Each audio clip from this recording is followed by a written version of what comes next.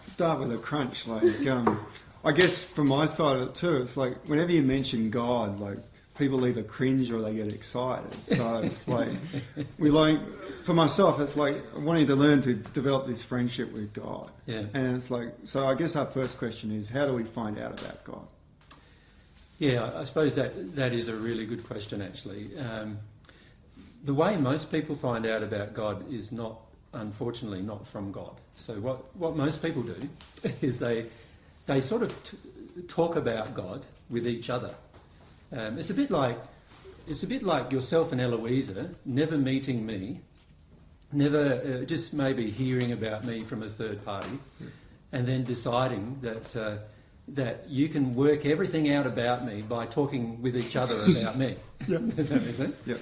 And this is what I feel most people do with God. They on earth, we talk to each other about God, and some have the view, of course, that God doesn't exist, and some have the view that God does exist, and then some have the view that God does exist and these are his personality traits, and other people feel that God does exist but they're completely opposite personality traits. But really what it all is discussion with each other about a third party that you've never met and never connected to. Yeah. So what we need to do is to stop talking about God with each other and start actually talking to God about God. Yeah. And not just when we're desperate and needy and wanting something. Yeah. Now, there are a number of ways we can find out about God without talking to God, of course. And in fact, God has designed the universe in such a way that we can discover quite a lot about God without actually talking to God.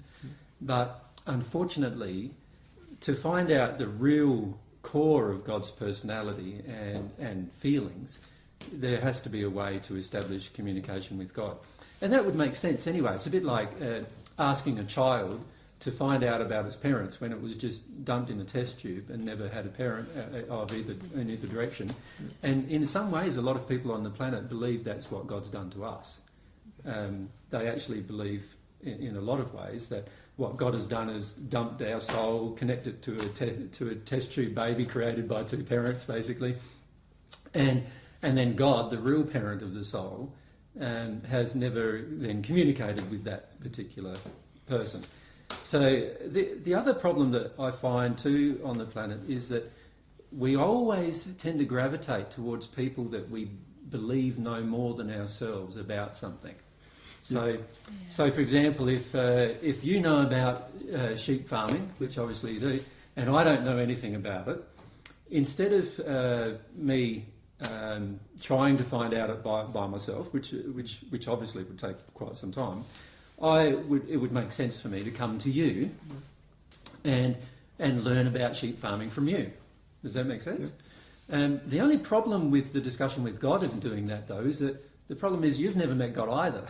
And if I've never met God and you've never met God... I just share all my injuries with you. You just share all of the things you believe about God, none of which are proven to be factual at any point in time, because you've not actually personally experienced that relationship. But even if you had personally experienced that relationship, I still would have difficulty understanding you, because it's still like talking about a third party that I've never met. Yeah. And so, in the end, the only real way to find out about God is to develop a personal relationship with God. Yep. Now, that can be done through a variety of means, I feel. Yeah, because some people, it's like, I find it really hard to talk about God or to share thoughts with God. Mm-hmm. But we can observe God in our natural day-to-day living too. You can. So the environment that we see around us is a good reflection, to a degree, of God. It's not a perfect reflection, because when we observe something as humans, we actually change the things we observe. Yeah. So this is something we've got to be careful doing when we're analysing creation around us and how it all operates. How creation around us operates currently is very much affected by humankind's own impositions upon it. And so we can't always completely assume that how the creation is working is a complete reflection of the Creator. That's when we start guessing things and thinking, Yeah. So, for example, let's say an animal attacks another animal. We can then make the assumption, for example, that God allows for the attack of one animal over another. Yep. So in other words, what appears to us to be quite an unloving thing occurring in that particular moment, we believe that God allows it, so therefore God must allow the attack of one animal and another. Not understanding that these animals are reflecting our own condition, our own desire to attack other people. So they're reflecting the hierarchy that we have as humans on Earth at the moment. That there's an order. Yes. So we don't factor in that there's a possible third explanation for why that animal is attacking the other animal. So what we do when we look at nature sometimes is we look at nature and we go, that's happening, so now I can make these assumptions about God. But you've got to be very careful about your assumptions, that they actually factor in all of the variables. And unfortunately, mankind is very apt to forget himself as the primary variable when it comes to the effects on nature. So while discovering God through nature is possible, to a degree, it's not completely possible to see all of God's personality or character or attributes through that connection, because of the effect we ourselves are having on that, on the nature around us. So when we start talking to God, do you get a feeling back from God, or how? Like, if you're open to actually being in a space of love and wanting to desire to know God, is it a feeling or a law of attraction that you generally experience? Well, let's first define communication with God, shall we? So great. A lot of people today believe that you can have an intellectual communication with God, and many people even believe that they can hear God, either with thoughts or even with words coming into their ears. And I want to say categorically that is not true. That's just spirits that are sharing. Well, initially the person may not know what it is, but eventually you discover that, yes, there are spirits who believe themselves to be God even. Yeah. And when you think about it, on Earth, there are many people on Earth who believe themselves to be much better than other people on Earth. And so it should come as no surprise that there are spirits who have passed over into the spirit world who, after a bit of development of their own and a bit more analysis of the universe, start believing themselves to be God. Mm-hmm. And those spirits certainly can communicate to us via our thoughts and words in our ears. And so those spirits certainly do share their belief systems with people on Earth. So people like, a lot of the people who are founders of religious faiths have actually founded their religious faith through this connection with a spirit who believes themselves either to be God. And that's why they have this certainty and this nobleness that this is definite, because I connected with a spirit and he talked to me and he told me these things and I wrote them down, and there is a feeling in the person that connection was God, when the reality was it was just a spirit who is in the same position as the person, in the sense that they've still not experienced God. Yep. And so therefore they're now relaying what they now feel is God to the individual. And on the Earth we have many examples of this. Like, you've got Course of Miracles, you've got Conversations with God by Neil Donald Walsh, and all of those kind of communications, so-called with God, are actually not with God, but rather with spirits claiming to be God, or who believe they know God. And many of them actually have never met God or had a personal relationship with God, unfortunately. So there's a lot of misinformation on the planet. So that's why the average person out there feels that we're not in a position to talk to God, because of this belief system that we created, that only people of religious faith and that have the possibility or are allowed to. Yeah, or there is this underlying belief system sometimes that you have to be of a certain type of person or a certain holiness to talk to God, and this is what drove a lot of the priesthood and monk type formats, in terms of, if I become a monk and I become holy and I'm no longer connected with sexuality and other issues, then now I'm in a higher position and I've got a much larger chance of talking to God. So unfortunately, there's all these, there's all this misinformation about on the planet about how to find out about God. And unfortunately, most people find out about God from other people who do not know anything about God either. Yeah, which is like a compounding of the problem. So it starts with our parents and then just goes from there. Yeah. And so how do we find out, like, practically? And well, before I discuss that, if I can discuss a few more of the problems associated with it on the planet, perhaps. Like, for example, you have the scientific community now they, of course, start from the premise that God has to prove himself to me before I can have any connection. And so rather than going by a different assumption, which they could do, they take that assumption. Now, that assumption in itself has certain flaws as well, just like all other assumptions that we make on earth. But many of the people in the scientific community judge the potentiality of God through the religious format of the other people who believe in God. Okay, so yeah. So now we get people, and I cannot agree with the religious beliefs about God, because if you look at them, very many of them are very illogical, let alone impossible to... And secular, that you have to be part of a certain faith, or you have to... Yes, all of those beliefs too are all part of this misinformation, if you like. And so we need to get down to one basic premise. If God exists, Yep. Yep. then God would have given all of her children a method of communicating with her quite simply. That would make sense. Yep. Yeah. Just like if we exist and we have a child, we teach the child a language. Yep. And that language is then used to communicate from myself to the child and from the child to myself. And we teach the child that language.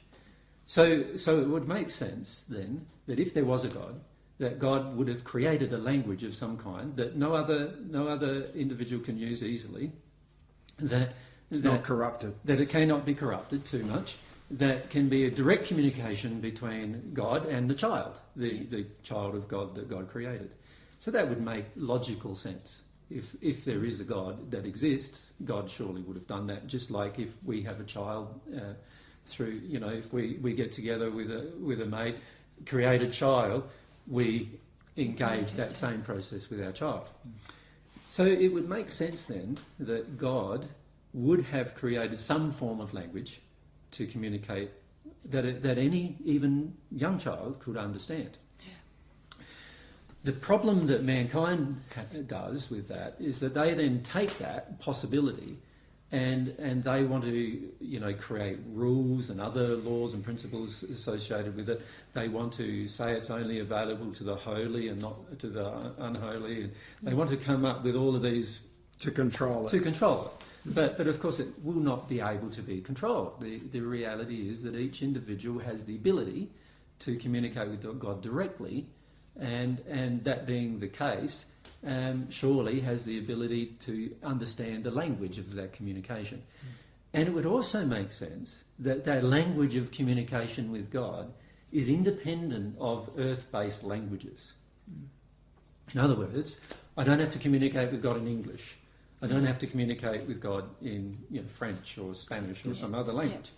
It would also make sense that the intellect is not going to be perhaps the entire means of communicating with God, because the intellect always has limitations. We have limitations of understanding. Also, the intellect cannot convey a lot of information that God could convey. Now, let me illustrate how that is the case. When the two of you entered a relationship, there were feelings that you transmitted to each other through that relationship. Yeah. Some of those feelings had words associated with them, yes? Yes. Mm-hmm. But some of the feelings had no words associated with them. Didn't make sense. It didn't even make sense, but you felt it from each other. Yep. Does that make sense? You Absolutely. felt a feeling from each other. Now, how do you create a communication method that conveys the feeling through thought? It's very hard, isn't it? It's like saying how do you define love as a thought? See, most people would say love is a lot of people do say love is a thought, but actually love is more than a thought, because it has an emotion associated. You have an with it. experience within the... That's correct. Definitely. Yeah. So there are feelings that unless you can feel them, you're never really going to understand them with thought. It's a bit like trying to describe to a 9-year-old child what it's like to fall in love. When they get to be 14 or 15, they fall in love for the first time, and all of a sudden they know what it's like to fall in love. Does that make sense? Yeah. Some of the spirit friends are saying too, so that means then too, regardless of whether we're here or we've passed, this same process is actually going to be there. Exactly. So it makes sense though, if you look at it, that the intellect is actually a very, very limited form of communication. And God's form of communication, or God's language with us, if you like to call it, could not be limited by the intellect. It has to be more than the intellect. Yeah. Does that make sense? Yeah. So it would make sense that it is more than the intellect. And when I thought about these things in the first century, I realised that God's language of communication had to involve the feelings and emotions of the individual, rather than just the intellect. It might encompass the intellect, but would not just include the intellect only. Yeah. And I also realised, by my observance of the religious formats that were around me at the time, that many people used their intellect, but their feelings were completely the opposite of what they were saying in their intellect. So we say one thing when we're projecting another thing out. Yes. So we say one thing when we're feeling something quite different. And I realised if God was the all-powerful creator that I imagined God to be at the time, of course I didn't know God to be that at the time, I just imagined God to be that at the time, and I realised that God would be able to easily see the difference between a thought that is imagined or real and the emotion, the true feelings of the individual. And so I realised after that actually it's the emotional feeling side of the individual had to be the primary way in which we communicate with God. Is that because that's our true self, the emotion? Well, yeah, at the time I didn't consider it to be necessarily the true self. I just thought that the reality is, from what I observed around me, was that many people were falsifying their true self with many people. When I say falsifying their true self, what I meant was that many people around me were saying one thing out of their mouth, which obviously came from their intellect, but at the same time feeling something quite different from their emotions, which I began to see as something completely different in terms of the person. So I started to see at the time that the intellect, which I now know to be a part of the spirit body's mind, but back then I hadn't discovered that at this point. I just started seeing the intellect as a very limited ability, with a very limited ability to accurately communicate information to another human, let alone to God. Yep. Yeah. Then I also thought about the potential, well, that's about our communication with God. What about God's communication with us? Yeah. And it would make sense, if you think about it, that God's communication method with us would have to also involve feelings and emotions. Does that make sense? Yeah. Rather than just thoughts, because thoughts are limited. So how does God give you the sense that you're loved by giving you a thought? It's very, very hard. Yeah. Right? How do you give your child a sense that she is loved? Yeah, it's not a thought. By a what thought. we- You yeah. can't, do you? Yeah. It's by what we do and actually how we share. Exactly. It's How by you what interact you with do, them. how you act, but also how you express yourself in terms of your feelings to your child. So if you're saying to your child, I love you, and at the same time in a rage with your child, the child's not going to feel any sense of love from you. No. Right? And if you say, I love you, but all the time you're totally distracted whenever the child is nearby, and you're totally disconnected from the child in any way in terms of projection of that feeling, then of course the child is not going to feel that you love them. It's just the words to them that mean nothing. And so at that time I started experimenting with this concept. So I'd used my intellect logically to determine the fact that yes, I felt that there was a God that existed because of what I saw in creation, although I did see distortions in creation of love, which I couldn't imagine being God, but I had no explanation for it at the time. But secondly, I started to examine the intellect and its limited capacity to communicate. So I realised that the intellect had a limited capacity to communicate true feelings, even between humans, let alone between a human and another being. And then I realised that if the natural way of a very young child was to feel rather than think, then it would make sense, and God would naturally have a way of communicating with a young child, then it would make sense that the way God communicates is via these feelings rather than thoughts. So with the young child, that's when they're hungry, they feel hungry. It's when they're uncomfortable, they're feeling uncomfortable rather than thinking. And before they can even speak, they're already in the feeling, and if you can sense the feeling, you know when to feed them. And in fact, now a lot of mothers have realised that they can actually feel when their child has to go to the toilet, and instead of just they actually put their child on the toilet, and fair enough, the child goes, and they don't need to worry about nappies as much anymore because they can already feel when the child has feelings about what they want to do, rather than something that they have to verbally state to the mother. And once I realised and saw all of this occurring, I started experimenting with the idea that I could feel things towards God, which God would be able to hear, if you like, through God's feelings. Yep. And God would be able to feel things from me, and I would be able to hear, if we could use it in quotation marks, those feelings by actually feeling them, rather than... In other words, I could feel God's feelings and God could feel my feelings.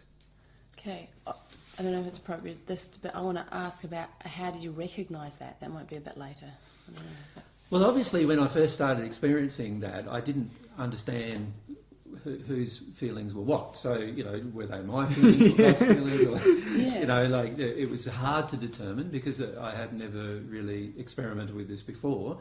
I started to connect with my own feelings, but it was difficult to know where your external feelings were coming from. And so what I started to do is experimenting with feelings that I could sense from other people first. Yeah. So I started sensing, through this development of this, I started feeling whether I, using my intellect to actually experiment with feeling other people. And then I would ask them what they felt. And if they were an honest person, very frequently exactly what I felt from them was what they were feeling at the time. Yeah. And then I started realising that actually I could very accurately feel what people were feeling. And it was a very different feeling to what I had inside of myself about the same subject. All right. Does that make sense? Yeah. And then I realised that I could try the same experiments with God. So I spent quite a lot of time alone, even as a young child. So by this stage I was 9 or 10 years of age and starting to experiment with my relationship with God by feeling for God. Before then I had feelings about God that I didn't experiment with on a conscious level, but by this stage in my life I started experimenting with them on a conscious level. In other words, going through a process of experimentation to see whether I could feel God's feelings and so forth. And what I started recognising was there was a consistency in my ability to feel or sense certain things from God.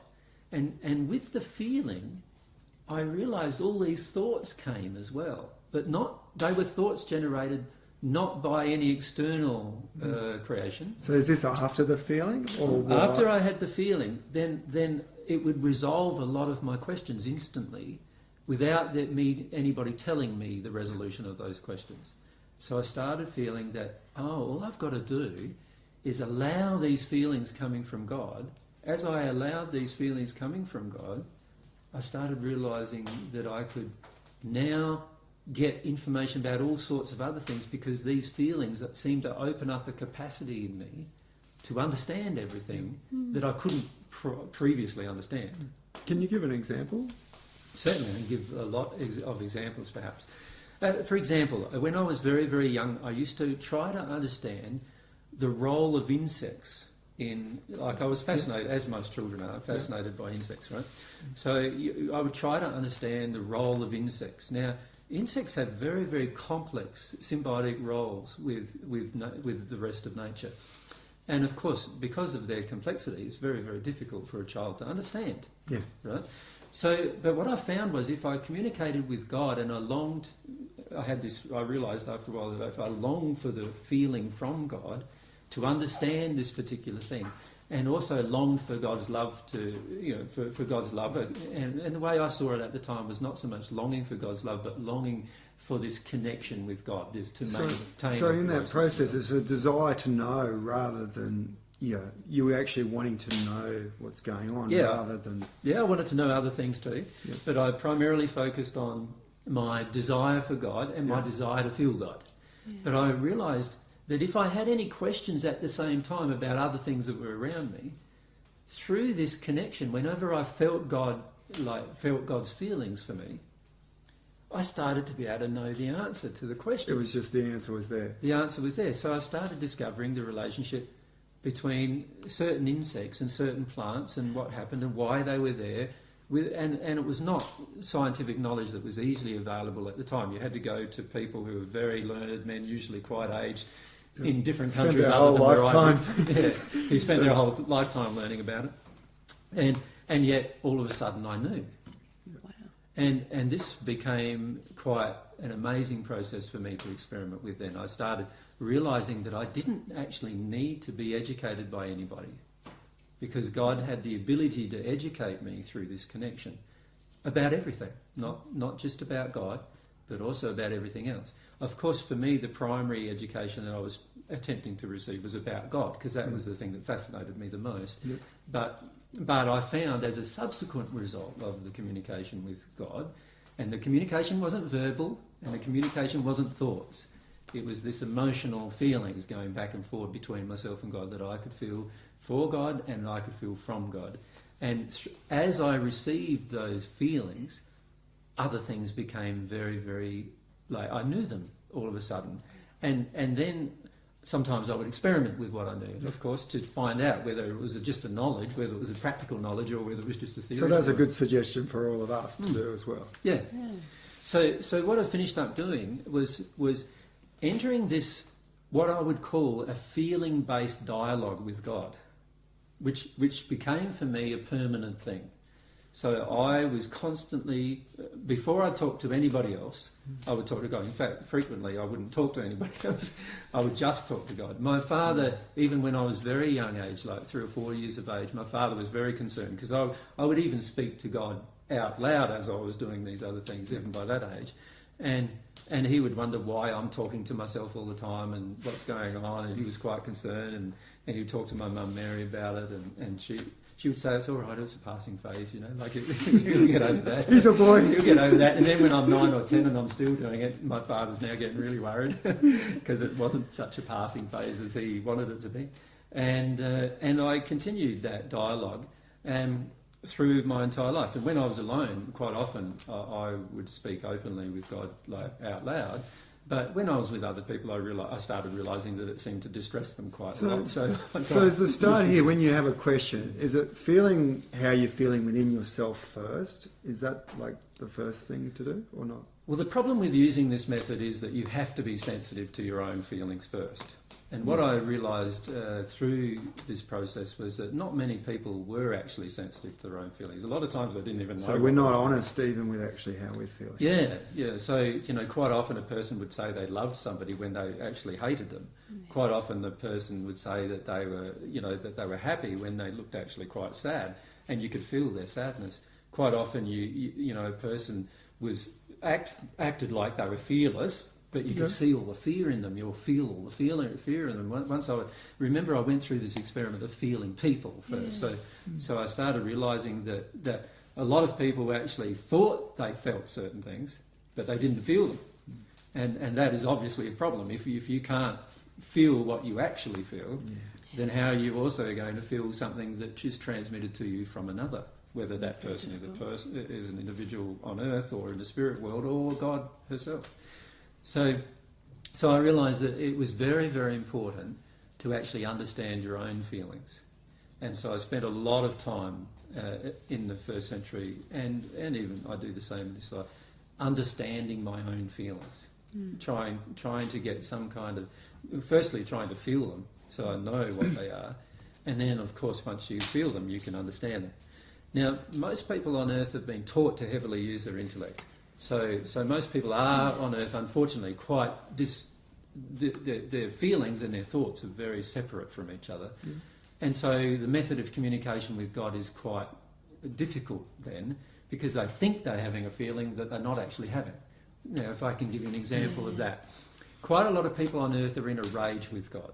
Even people who are in religions, many of them are in a rage. So the rage is the blame to God? Yeah, they blame God for all sorts of things that have happened in their life. They feel God's to blame, and God hasn't helped them, and God hasn't made them safe, and God hasn't done all of these different things. So they're quite angry. So many people who you would say, do you love God? They go, yes, I love God and I believe in God. And yet at the same time they're in a rage with God. Now, what I realised in the first century is that love and rage are two very, very different emotions, right? Yep. And you can't have one and the other together in the same person at the same time. So wherever you're in a rage, you're not going to have a connection with God. Well, no, that's the other thing I learned, is that you had to just be truthful with your emotion with God. So own the fact that I am you are raging. in a rage, Okay. and then you could still maintain your connection with God. You could still feel the connection with God if you did this. And this is one thing that I learned as well, the importance of a truthful reflection of your emotional condition with God. So in other words, if I am in a rage with God, feel my rage with God. And that's okay. And the best. that's what God wants you to That's what He feel, wants. because you're in a rage with God, and then you have a chance to get to the underlying fear that Of you have why that I creates am in the a rage. and then the underlying grief that creates the fear. And what I found through that process was that actually God wanted us to be real. Yep. Be ourselves. Not fake. Yeah. Right? Yeah. Which of course makes sense. Yeah. You know, why would God want to connect with somebody who's being fake? You know, like, And that's going to answer then that I wanted to ask about if you're in such denial and you're not even feeling it, like you've convinced yourself that you're not in a rage with God, then it's through that same process you've been describing that you're actually going to discover that you actually are in a rage with God. Yes. And until you go through that, you're not Yes. even going to know. exactly. Okay. So what happens on earth, unfortunately, is most people begin by not being able to feel God or even feel themselves to a Yeah. large degree. Now, what needs to happen first is a person needs to learn how to feel themselves. Yes. When they can learn how to feel themselves, then they'll feel their actual feelings that they have about God.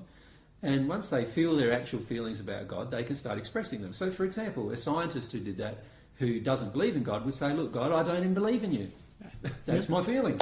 You've not proven yourself to me, you've not shown yourself to me, and you can even enter a dialogue with God saying that you don't believe in God, Yeah. right? And find in the end a connection with God through that process, right? But what I feel happens a lot of times on earth is that we go through this process where we have the feeling, like, and then we believe the feeling as truth. When I say believe the feeling as truth, we believe it as the ultimate truth. So, for example, I have a feeling inside of me that God never protected me. Yeah. I asked for God to protect me. Let's say as a child I believed in a God and I asked for God to protect me through some hard processes or things that happened to me, and God never protected me from those particular things, and so I came to believe that God didn't care about me or there was no God as a result of that particular event. Yep. Now, unfortunately, for most people when they become an adult like that, they then assume that that belief is true, when there could have been circumstances that would explain why a person couldn't communicate with us at that particular time or connect with us at that particular time. There might have been principles or other things involved that we're not aware of at the time. So what I'm saying is we need to be truthful about our emotional condition as it is currently with God. Yeah. But that's how we open this dialogue with God. And if we're in a rage with God, we express this rage. So for most of us, we're either going to be in a rage or we're going to have this enormous amount of grief currently. For most there's an enormous amount of anger with God. Yeah. There is also quite a lot of fear with God for most people because in their childhood most people were told that if you didn't do the right thing God would punish you. Yeah. And so there is this common concept on earth that God is a punishing God. And so many people in earth, even in religions, walk around with a lot of fear about God. They believe God is going to come along at some point and punish them for their wickedness. So they are very, very tentative about experimenting with anything. And they also feel that anything that is, slightly out of line might be wicked. So they even try to not do that, but their heart's telling them to do it. And then they get into this convoluted mess in terms of guilt and self-punishment and so forth, which is religiously often accepted as okay, as a part of the holy process. And unfortunately we end up with this mess of emotions that we have towards God, which we don't express because we're so afraid of God. We're terrified about the thought of letting them out. Yeah, exactly. And so many of us are quite shut down in our relationship with God. We view God like a very angry, overbearing parent who has the potentially to fly off the handle at the drop of the hat, and as the saying goes, and so we have this viewpoint that I've just got to make one little mistake and God's going to be on me. So running around being really good all the time, or trying to be good. Or we go to the extent of going, oh, blow that, and often we use a lot more severe language than that, right? And we go, I'm not going to do that anymore. I'm going to rebel for the rest of my life. If God's like that, I don't want to have any part of him, and then we go into total rebellion and go in completely the opposite direction often. So we end up with this experiences on earth where people are either living in what they believe to be in harmony with God or God's laws or principles, often because they're so terrified of God, or they go down a totally rebelling against God and saying there is no God or anything else because of the rage and anger that exists in them from their childhood. So that's why talking about God makes so many of us uncomfortable. It's this experience we've had of religious people, especially when we're young, sharing their beliefs around God that make us cringe. Well, unfortunately, though, it's even deeper than that. The main reason why we have so much discomfort associated with God is because of what happened during our childhood with our parents. Yep. You see, God is often associated, all of the emotional injuries and feelings that we have with our parents are imposed upon God. So if my mother was a bit aloof and didn't take much interest in me, I feel that the feminine side of God is aloof and doesn't take much interest in her children. If my father was the one who came home with a strap whenever I was disobedient, then I then start imposing the idea upon God that the daddy side of God, if you like, the father side of God, is going to punish me for every mistake I make, and any time I disagree with him. And so we have these very distorted concepts of God by a very young age, not necessarily because we've been taught them verbally, but because of the interaction we've had with our parents and with any other religious system. And, on the earth, there are very large religious systems that have a large amount of impact upon people's lives. So therefore, there is a very, very strong indication of whether God exists or doesn't exist in a family, and also what God's character and nature is. Bearing in mind, of course, that the parents don't know what God's character and nature is. They've just gone through exactly the same process themselves with another set of parents who believed they knew, who did not know, because they hadn't connected with God either. So that's why from a very young age we just start ignoring God straight away. Often we either ignore God or we're so afraid of God that we do everything we believe God wants us to do. Either way is often very out of harmony with communication with God. Right? So God wants us in the end, if you experiment with this, and this is a beauty too. If we do this in this manner, we are now independent of any teacher that would ever come across our path. So it's up to us. It's up to us, and this would make sense too, that all of humanity was created equal. Since all of humanity was created equal, all of us have an equal capacity to have a personal relationship with God. Therefore, we do not need a priest. We do not need a prophet. None of us need any of these things. We all have the personal ability to communicate with God directly, because God established that ability is a part of his creation of us. Just like when we have a child, the ability for language is a part of the child's nature, so we can communicate and eventually establish a language, a form of communication between us and the child. And while language is a very limited form of communication, because it's usually only intellectual and verbal, it does have words that express emotions, but usually if a person feels the emotion, you really don't need the words. And this is why you can, talk to someone who's a Portuguese, and you can see when he's angry, you can see when he's sad, and you can see when he's afraid, and you can see all of these things, and he doesn't have to say a word, because there is this other language, which I would call the language of the soul, which is a far more effective method of communication, because it tells us exactly how a person feels. And that's what we're actually using when we're communicating with God. It's coming through our soul. Well, that's what we have to use to communicate with God. There is no other way of communicating with God without involving that. And this is where I feel most people make the mistake. They believe that they can communicate with God intellectually without their feelings being involved. And without their real self being engaged. So with that though, so all our feelings come from our soul. Is that what we're saying? Or? Not necessarily. We remember we can have feelings that come from within us and go out to people outside or to God, but we can also have feelings that enter our soul that come from outside of us and enter us, that we allow to enter us. So this is how, if I'm in love with if I'm in love with Mary, I can feel my love for her. I can also feel the times when she loves me, because that's a feeling that's external to myself, that that I'm open to allowing enter me, and so it enters me, and so I can feel it from her without her saying anything. And it's the same principle with our communication with God. So not all feelings come from just within us. So we're all capable of transmitting feelings. And so you could say that every feeling has the ability to be transmitted and received, just like an electronic signal has the ability to be transmitted and received, and just like our thoughts have the ability to be transmitted and received.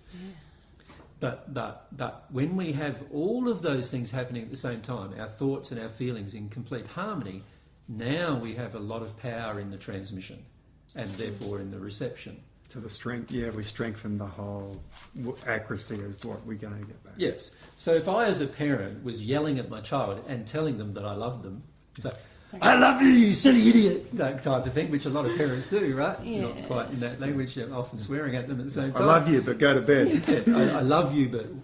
Or even they're angry while they're saying, I love you, right? How dare you do that? I love you, when there's just rage coming from the person. Then the child is feeling completely two separate things. Yeah. They're feeling the feeling dominantly, and then the thought, causes them intellectual confusion generally. Like, this doesn't feel like love to me, so you're telling me... So inside of the child, basically what's going on is you're telling me that when you're yelling at me, you're loving me. Wow. And so they then start, there's a lot of confusion now in terms of between the feeling and the thought. And we've got this for the rest of our life until we open up to it. Yeah, exactly. Until we understand that the reason why we're so confused is that what we were told was very different to what we felt. Once we have the ability to accurately relay every single time the same thing as we think and feel, so in other words, what I feel is what I verbally say at the same time. Yep. Once that happens, now the person on the receiving end is in no doubt as to my feelings and thoughts. Because now the emotion and the thought are in harmony with each other.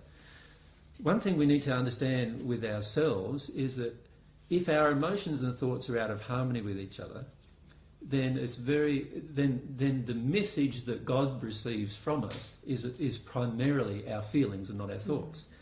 It's just the same as the message that a child would receive from us. Yep. It would be mostly our feelings and very little of our thoughts.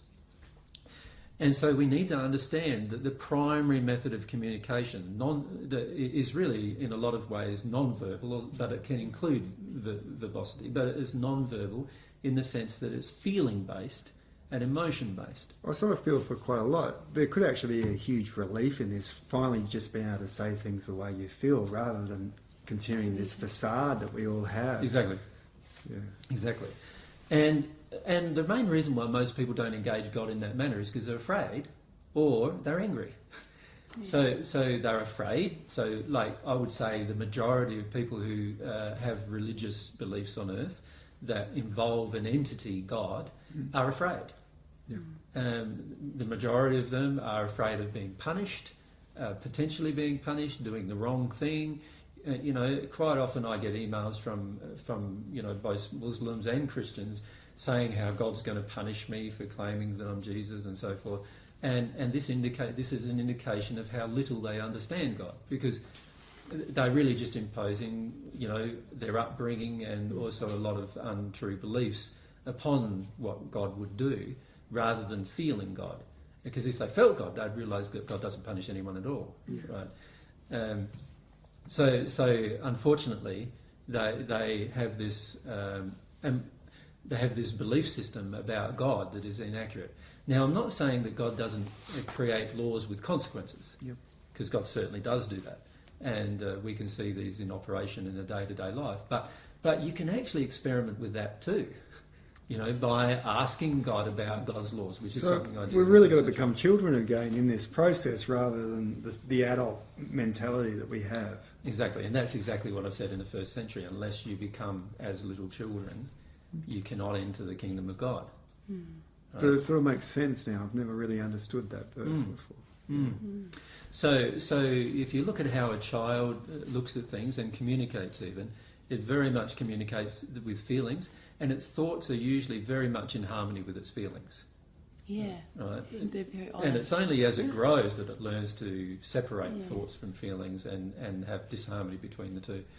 And this is how I realised that actually, after a while of experimenting, after this process of experimenting with this relationship with God, I realised actually that it was very interesting, because it was exactly the same type of communication that a little child, a baby, had. Yeah. And when I thought about the logical, how logical that is, it's just supremely simple and logical. If you think about it, it's like I now have this beautiful simplicity that exactly the way a child communicates is the way I needed to continue to communicate. Because we're all of the opinion we've got to be serious. Okay, I'm now going to talk to God as this serious interaction. Yeah. With just no feelings in it. Yeah. And then I started realising too other things like, the sign of an adult wasn't anything to do with thoughts being separate from feelings. The sign of an adult was a person who was self-responsible. So I realised that a child is incapable of self-responsibility, but over a period of time it grew to have self-responsibility, and that's how it becomes an adult. It didn't become an adult by acting differently in terms of its intellect, which is unfortunately the interpretation we have now. Most people say, well, that person's too emotionally expressive. They're still a child. Whereas I see a person who's emotionally expressive, the question I ask myself is, are they taking responsibility? Because if they're taking responsibility, then they're an adult. If they're not taking responsibility for their emotions and their feelings and their thoughts, then they're still a child. Yeah. Feels like there's quite a lot of children still around then, huh? Yes, like I've seen many 80-year-old children in my day-to-day travels. Throwing a dummy spit. Having tantrums and all sorts of things, because they are yet to take personal responsibility for their feelings and thoughts, which is the same thing as a child does. So I'm not suggesting we become a child in the sense of not being able to take personal responsibility. I am suggesting that we need to learn how the child communicates. Yeah. And how we need to continue this form of communication. And once we continue this form of communication with God, we have the ability to learn directly from God, God's nature and characteristics and attributes. So, if you think about it, the other method was, you and I have a discussion about God. And we don't involve God in the discussion. And we're basically coming up with all these presumptions and assumptions about God. That we have no even idea a lot of the times how to experiment to even find out whether they're true or not. Totally Some of them sound really good because we like them, and sometimes we like them because of the damage that's happened to us. So, for example, I might come to like the idea that God's going to punish the wicked because every person that hits me, I want God to punish. Or God loves me because no one else loves me. So I come to understand some things about God that are actually very flawed, or some things that might be true. But I have no way of determining which ones are flawed and which ones are true, right? Yeah. And so this is what happens with most religion. And it happens with most religion even in the spirit world. After a person's passed, they still go through the same experimenting process. They still go through trying to determine what the truth is. They try to use their intellect in every possible way they can to determine what the truth is, and are just as unsuccessful or successful as we are here on earth.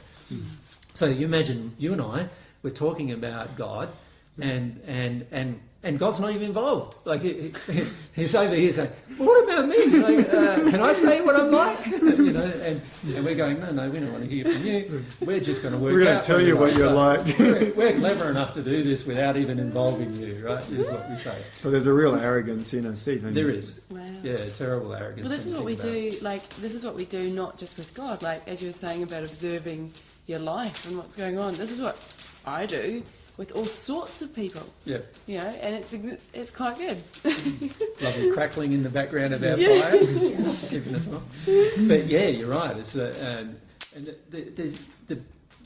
the problem that we have here on earth a lot of the times is that we are so arrogant to think that we don't even have to involve a third party before we know them. You know, let's say, and I have this happen to me all the time, where people discuss me on the internet and discuss what they think I'm like and rah rah rah, but they've never met me. That's a height of arrogance, really, not having even met the person and not having even had one interaction with a person, thinking that you actually know the person or know their feelings, or seen how you live, and know their thoughts, and see, you know everything about them. And we do this with God all the time.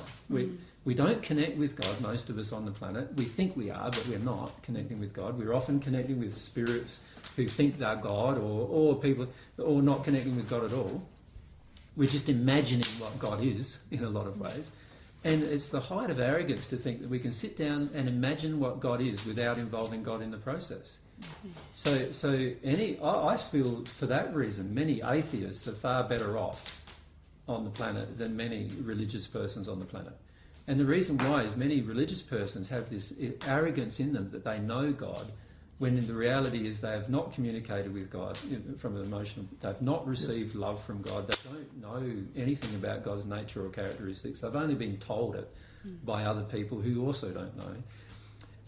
And to actually then assume that you know, you're better off being an atheist who doesn't assume any of that at all, or an atheist who assumes there is no God. What's the difference? So I feel a lot of times what religion has done to man is just as damaging, and sometimes far more damaging if you look at the history of wars and so forth on the planet, often far more damaging than what science has done to man. So the problem I see in the end is that unless we all consider that we all have the personal capacity to connect to God, and unless we give up this idea that we can hear God, hear God with our ear, and unless we give up the idea that the thoughts that come into our mind are from God, because they are not, and we understand that God's method of communication with us is far more advanced, but far more simple than that, then unless we give up all of those concepts, we're never really going to discover God's nature, characteristics or attributes.